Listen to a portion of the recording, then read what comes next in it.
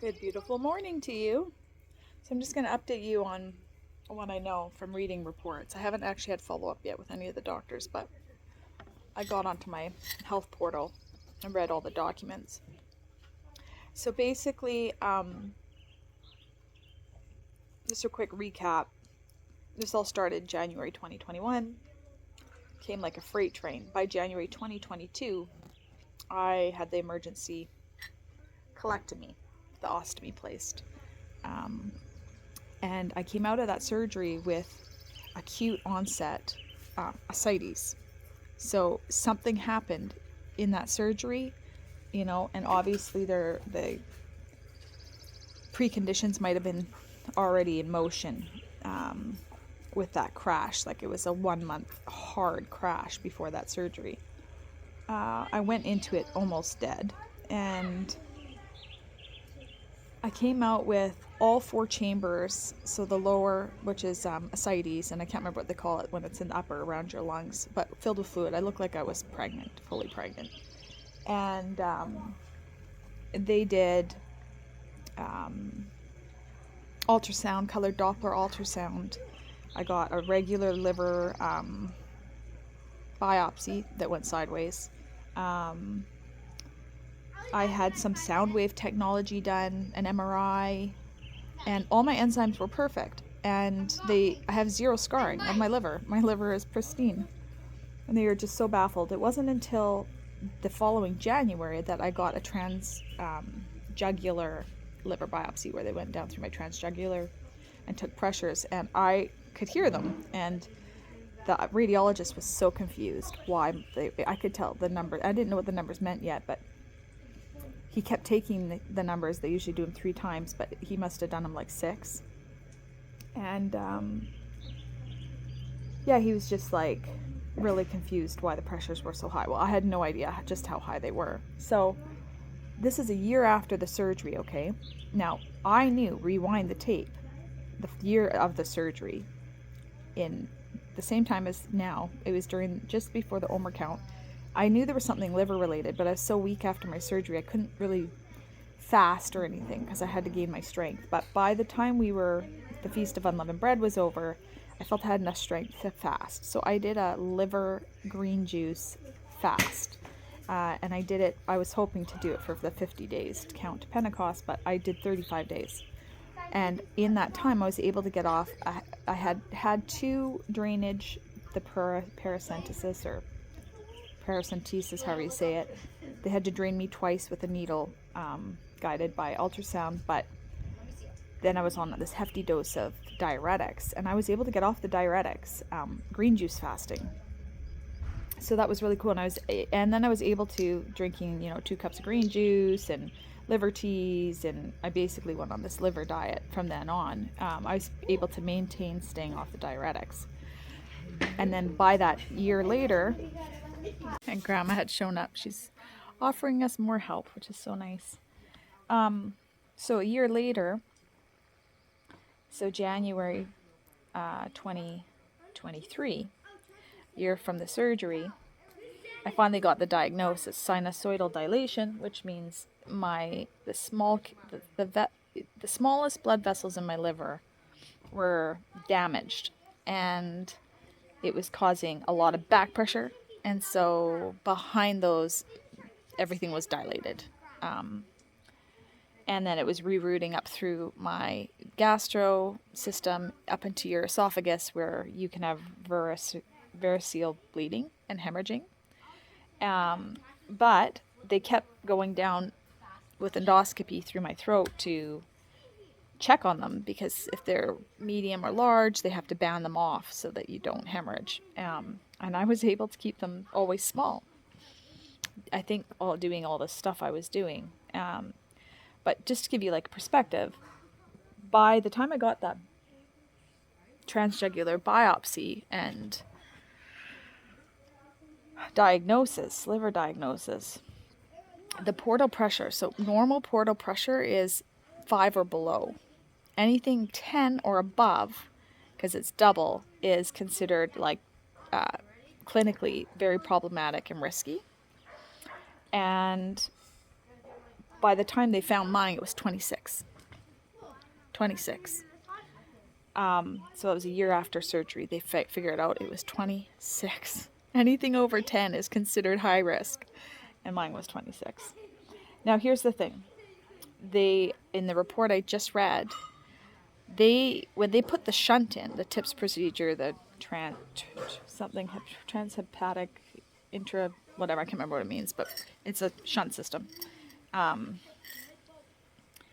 When they put the shunt in, they can't make it less than 8 millimeters or the shunt will collapse. And they can't make it more than 10 millimeters or they're passing too much unfiltered blood through. It's too much of a tax on the heart because your heart's now having to suck back all this blood at a higher rate, faster rate. And it has toxins that haven't been filtered, like ammonia and stuff that can cross the blood-brain barrier, and you can get encephalopathy and stuff. So 10 is the maximum for safety purposes. So they always start low. When they went in and they took the systemic gradient pressure, it was 19. So that means from the time of my diagnosis, which was a year later, so probably it already dropped, I'm guessing, with everything I'd been doing for me to be able to get off those diuretics. I'm guessing it must have been higher than 26. Because now it was 19 when they went in to do this procedure. So that means it had dropped 7 points in a year, which isn't fast, but it seems indicative of healing. So they put the 8 in and they got the pressure down to 12. Then they ballooned it to 10 and they got the pressure down to 11. So I'm still over 10, which is still considered clinically dangerous. It's so nuts. But I have a lot of questions for them because I want to know what antibiotic they used for starters, because my gut isn't healthy and happy. So I'm going to kind of try to narrow in on that. And when I was reading the procedure, it was a huge write-up because it said there was many failed attempts. They had to use several tools to actually get to the hepatic blood vessel.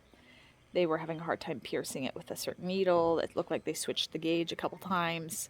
So I'd like them to, spell it out in layman terms. But I think that's why it was such a long, I think I went in around 6:30 or something and didn't get back till after 2. And there was a little bit of, recovery time obviously included in that. But I've heard that it can be as quick as an hour, but generally it's 4 to 6 hours. And I was definitely on the high side. So all that to say, I'm also wondering, do they believe the fact that it came down from 26 to 19 in that 1 year increment? Do they believe that's indicative of healing? Slow healing? Anyways, I'm going to keep up with my liver regime because I know when I took birth control shot Depo-Provera, which is no longer on the market, when I was way too young, never should have been prescribed such a thing. I lost my menstrual cycle for a near decade and it took me almost 10 years to have kids. So lots of times healing is slow, and so I'm going to keep at it with this liver. And I actually, even though it's unreal, the pressures that were in my liver that I've been dealing with, there is this hopeful thing because it's, I don't know if I'd call it a miracle, but definitely a healing, a slow healing. And so I'm going to, pray for the continued strength to eat as I do and do as I do. I kind of have if you had a Venn diagram of gut health and iron health, and then you put them together and the intersecting part of the Venn diagram, that's kind of where I live. I might taste this or that on special occasion, but I'm pretty militant at home. So so that's kind of what's up with the liver, and I don't know what's going on with my GI system, except for that it's just, I can tell it's just not happy. But everything's passing, so it's not obstructed, and it did just go through a lot. So I think just a bit of time and sticking to my regime, which I'm going to show you. And I'll probably be tweaking it as I go, but this is kind of my first setup. So the short story that led up to that last 2-week hospital stay was kind of wild. It was unleavened bread, and it was kind of not our finale barbecue, but our last barbecue of the first weekend, and we had cheeseburgers, and I went to bed that night and I had the weirdest dream. I literally dreamt of ground beef, like all around me, like hanging everywhere around me. And the whole dream was just all about, like, I couldn't, anywhere I went, it was just all ground beef. Everything was ground beef. Such a weird dream. And I woke up in the morning and I was violently ill. I was just vomiting and vomiting and then dry heaving. And I was like, okay, that was weird. So I texted everybody that had been at our place, and everybody seemed to be fine. But by that evening, one other friend who I would say is, like, maybe second up in immune compromised, next to me, he ended up getting like stabbing pains and majorly backed up. And he was up all through the night in a lot of pain. So that was like now a Tuesday night. The barbecue was Monday night. So he's up through the night, Tuesday night. Mommy. Yes, sir. I'm just making a video, Bear, okay? Mom, you shouldn't make. Mom, Yeah. you shouldn't make tacos. You want tacos? Yeah, Okay, well, we'll think about that. Maybe for dinner. for dinner. Maybe. I want it for dinner. Okay, we'll see. And then by Wednesday morning, I woke up, and like Tuesday, just kind of took it easy. I was just sipping at stuff. I could tell it was off, but I was kind of able to keep it together. Wednesday morning, I felt ill again, but I didn't vomit. But I was like just sipping at stuff. I knew something was off. Anyways, by Wednesday dinner, I thought, okay, I'm going to have, this kind of yogurt bowl that I always had. And it was, because had been doing well. It has, like, sprouted seeds, pumpkin, sunflower, apples with the peels on and everything, because I hadn't had a problem. So stuff I don't normally eat. And then I'd also had, actually just before that, a whole bunch of raw carrot and hummus. Seemed to be going fine, seemed to be going down fine, but these were all kind of like, not things I would eat in like a phase 1 diet. So, and I'd been kind of scarfing down a lot of raw veggie over the weekend, which is not something I normally do, anyways, but I'll get to that. But, so Wednesday night I was in a lot of pain. I had a couple folks praying with me through the evening, and then Wednesday night, both my friend and I now are up through the night with stabbing pain. So Wednesday in the middle of the night, I had my nephew take me to Emerge, and they right away said it's an obstruction, but they didn't believe it was interlumen, like from within the bowel. They believed, because I had an open surgery, that it was adhesions. Because I've never had all my GI problems were in my colon, right? So my large intestine. So they figured this was adhesions, like wrapped around or kinked bowel, right, kind of thing. So outside the bowel. But I was quite sure that, not that I didn't have adhesions, and the CAT scan doesn't differentiate. They just see the blockage, and they knew it was a grade A, right?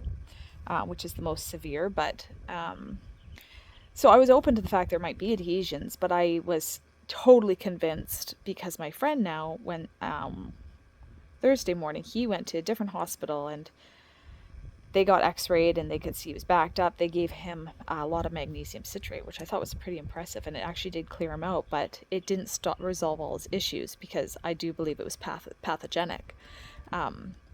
And when a pathogen is present, it's inflammatory and your bowel swells, right? So that's like a stricture. It's constricting the space because it's swollen close, right?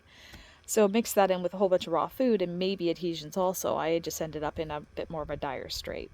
But the doctors just did not entertain any of that. Like, I told them all the story because we went through it simultaneously, and it just was way too ironic. But there's something called diagnostic overshadowing, which is when you go into a doctor and basically they just see the diagnosis. So it's like I've got Crohn's written on my head, and I can't have any other reasons for my troubles, like surgery, Crohn's. So never mind the fact that it's, the irony is so thick, right? That my friend and I are both going through this, and he has no history, right? So I definitely think that played a big part. And then when I finally did pass stool, there was an impacted stool. So it was all like liquid with one impact. And just to make sure, as gross as it sounds, I blended it all up to see what it was, and I could see raw carrot in it. So I know that there was an impaction happening, an interlumen, at least blockage contributing to the problem. So yeah, that's kind of, yeah, anyways, now to my regime. Okay, good morning. So I'm just going to take you on a walk through what I'm doing at home. And all my levels are low, so I'm doing iron. This is my favorite iron. I get it from the States, and it's atom size, so it actually absorbs through, like right when it hits your mouth, it starts absorbing through the mucosa in your mouth, so it bypasses digestion. It rivals another one by Angstrom, Angstron, with vitamin C built into it, which enhances like absorption, and it's also atom sized. So I like those two, but what I don't like is paying the exchange rate, the duty fees, shipping. And so I've been on the quest in Canada to find a similar product. This is my new find. It's an ionic, which I believe is the same. I noticed it had a little bit more to it. Like the other one, I think just had distilled water.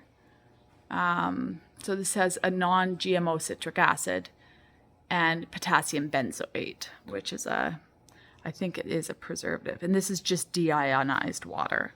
So it's not quite as ideal, but it looks pretty decent. Another one I got through my naturopath is this Nutrimelts, and they're yummy. If you have to get these, any iron for kids, I would recommend these because they're just little tabs. They melt in your mouth. So the thing with iron supplements is they can stain the teeth. So I usually will take this either first thing in the morning or last thing before bed when I'm brushing my teeth. That's when I take my iron. So I'll show you these tabs. They're kind of like little grape. So I think this morning, because they're so yummy, I'm going to have 3 of those and brush my teeth.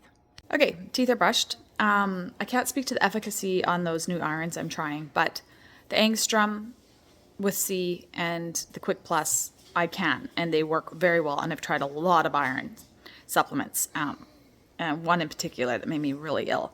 So after I brush my teeth, I've been using this for kind of all of my mineral levels to balance everything.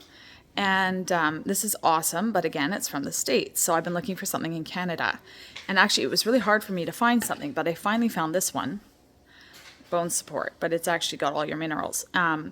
It doesn't have, what's missing is, so calcium, magnesium, zinc. The other has those. The selenium and copper it doesn't have. Manganese and potassium it doesn't have.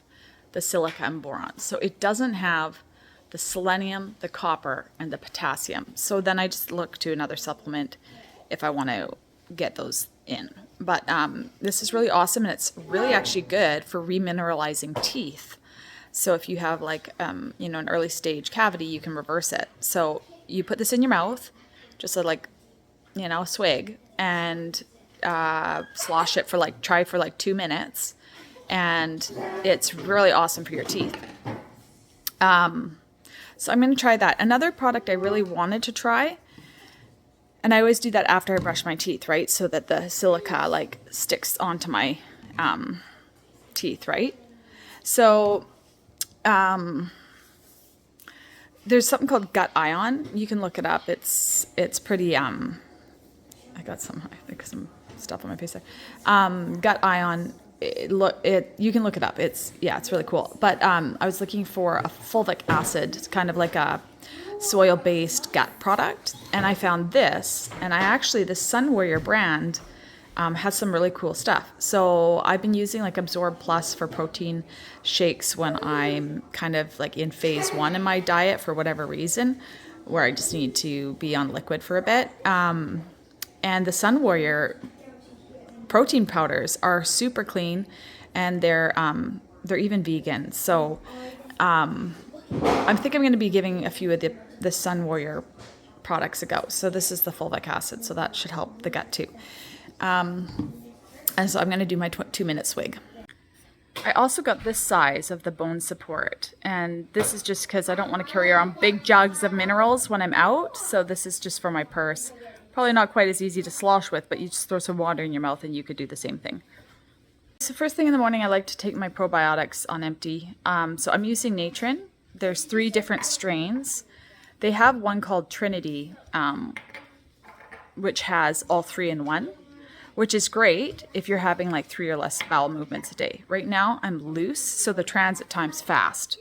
So because of my little hospital trek I just went on, so, and antibiotics and stuff. So I'm opening these caps.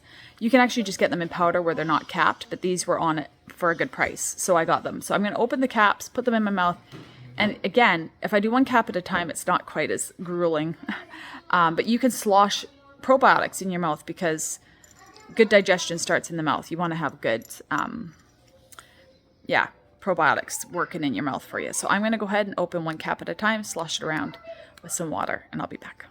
So I'm doubling and even tripling kind of on probiotics right now because I can tell my gut's upset. So I also take this one. Now I take this one usually in the evening and I'll slosh it down. Now this is a spore-based Microbiome Labs Mega. So it's spore-based. There's some controversy surrounding spore-based probiotics, but they've been good for me. They're definitely I think they're pretty potent actually. I think they're pretty effective, but you can look into that yourself. And I slosh it down with this. Every once in a while, Costco will put a sale on these and they drop half price. At Costco online. I don't think I've seen it in the store, but it's coconut culture. And then I will toss in, the thing that's nice about my spore-based probiotic and this one is that they're shelf stable, so they don't need to be refrigerated. So if I'm on trips or whatever, I go to these 2. This one in particular, the primary reason why I buy it is because it has a strain in it called L. reuteri, like Lactobacillus reuteri, reuteri, and it's super beneficial for the gut, and it's really hard to find a probiotic that has it in it. So in the IBD community, a lot of people make their own yogurts with just buying a strain offline of L. reuteri. They start their own yogurts and stuff.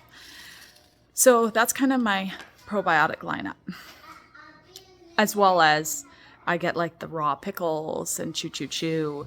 When I'm in an acute phase 1, I'll just use the cabbage juice rather than sauerkraut. But there's raw horseradish. There's raw sriracha, kimchis, and stuff like that. So I kind of go to those as much as I can, depending on where I'm at in tolerance. So after all that gets down, I go and I make my hot drink. So I have for ease of use, just a DIY GI Revive.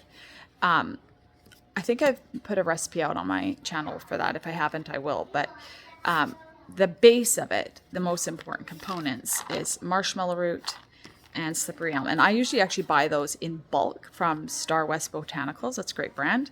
But I have the caps, again, for if I'm on the road and I just want to choke back a cap. So if I have a really hot tea, I'll just take a cap and trust that it melts in my belly and all that. But it is better if you take it in powder form. Some people can't handle it. So the taste of it, right? There is one trick that kind of helped me get used to it at first. And it's the chocolate enhanced collagen protein powder, or by Organica, that I get at Costco. Put some of that in there, and it's pretty mucilaginous, so it's a bit thick, but you can kind of get the I'm drinking a hot cocoa thing going on. Okay, so while my water is boiling for that, I will say I take supportive supplements usually with a meal in a day, but right now I'm having a hard time stomaching much, so I'm not taking a whole lot. But that kind of has to be really targeted to whatever you're dealing with. So maybe one day I'll go over supportive supplements. Right now, I'm just making sure I have an anti-inflammatory component, which is, curcumin is basically, turmeric is kind of the base of what I'm going for right now. And then an immune support. And I really like the Designs for Health brand.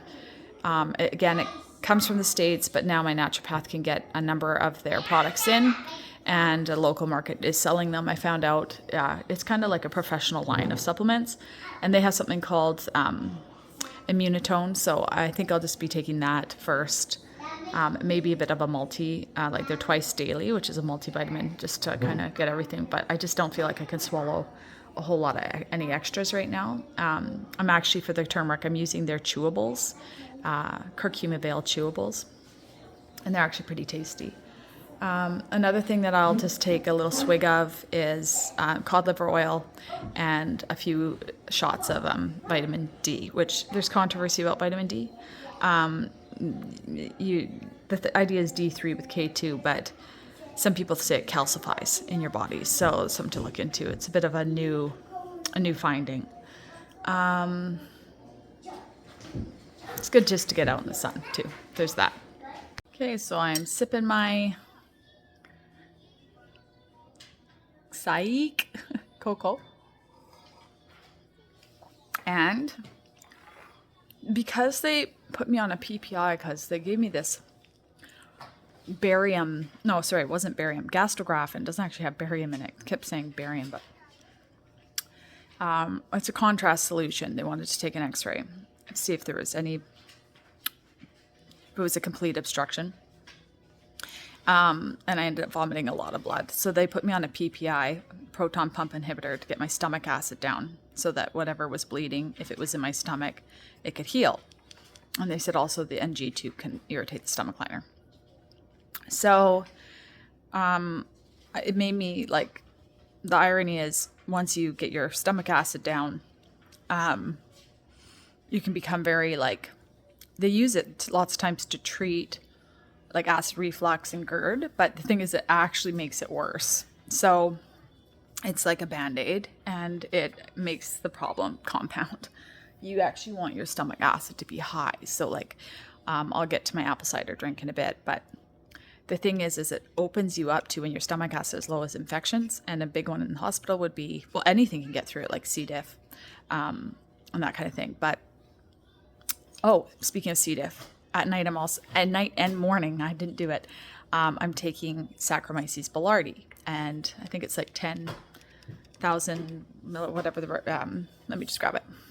So 10 billion CFU, and I'm actually doing 20. So I'm doing 10 with my morning probiotic and 10 with my evening probiotic, which is like a double high dose, because and I'm going to do that for 4 weeks and see where my GI system is, and I might do it for 6 weeks. Because C. diff is brutal. And so that's a preemptive strike to make sure that no C. diff got past my low stomach acid. To heal my stomach, and like H. pylori, which grows in the stomach, this is GastroMend by the Designs for Health. And you could buy these a la carte. You could just get some mastic gum if you can't get your hands on this. But mastic gum heals H. pylori. Also, this has vitamin U in it, which is like when you juice cabbage, which heals ulcers. So it also has zinc L-carnosine, which is awesome for the mucosa and healing ulcers. Deglycerized licorice, which heals the tummy, very soothing, and vitamin C. This is an awesome product. So I'm going to work my way up. I've been doing 2. I did 3 yesterday, and I'll do maybe up to 4 caps, and I might even start doubling that. The GastroMend, because it is a kill-off, like it's an anti-pathogen of sorts, I do it with my oregano. I was actually using a liquid oregano from a local source, but you want to just make sure it's Mediterranean. But I think Ryan stole it because he had a bit of infection. So I'm going to just take a couple caps of this. And I usually take that with the George's aloe vera, like 2 ounces, because that kind of helps coat the stomach lining, and it also has a slight kill-off effect. And I do that away from the probiotics. Like, I try to at least an hour and a half either side, but maybe 2 hours.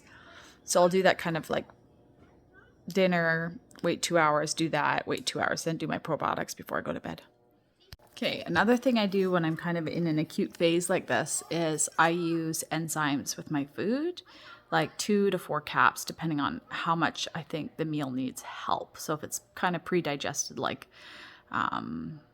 like a blended smoothie bowl, I would probably just use 2. But if I'm trying to actually like eat some food, chew, I'd maybe use upwards to 4, depending on what it is. I actually usually use the Organica, like kind of full spectrum enzyme, but I had this urgent care one when I was on the road, so I'm just finishing these, and then I'll probably go back to Organica. But these have been great, actually, so maybe I'll just keep both on hand. Okay. If you have an upset tummy, upper GI, this is actually pretty new to me. I don't really have upper GI problems. I haven't had them. But DGL, these actually taste super good. So I like to have them on hand even for my kids if their tummy feels a bit upset. Deglycerized licorice. So they take out the glycerize or whatever it's called that you shouldn't really take long term in heavy doses. So it's really safe to take these long term. Anytime you're taking anything that's a kill off, like an antipathogen, whether it's antiviral, antibacterial, antifungal, you want to be able to make sure you could take a binder. So there's a couple different ways. This is a really good one, a GI detox binder. It has zeolite clay, activated charcoal, and aloe vera at the inner leaf, same as George's, and silica, apple pectin, humic acid, and fulvic acid. Those have worked well for me. I usually take these when I'm out. I've also made these for myself. It's a binder. I did zeolite, charcoal, broken cell wall, chlorella, and apple pectin. So I've, those are also good for the road. But when I'm home, I just generally take this one because it's a liquid. So I try to stay away from caps as much as I can. And I'll put this in. Now, it's best to take it also with a fiber, but depending on like if you're having backed up, or in my case, I had a small bowel obstruction and not wanting things to get stuck. Psyllium husk, it is water soluble, but expands quite a bit. So you can get very like even more water soluble fibers such as acacia fiber or sun fiber. So this organic clear fiber by Renew Life, it's actually just 100% acacia. Another one I like to use, but it's a bit more like the psyllium, is sprouted flax.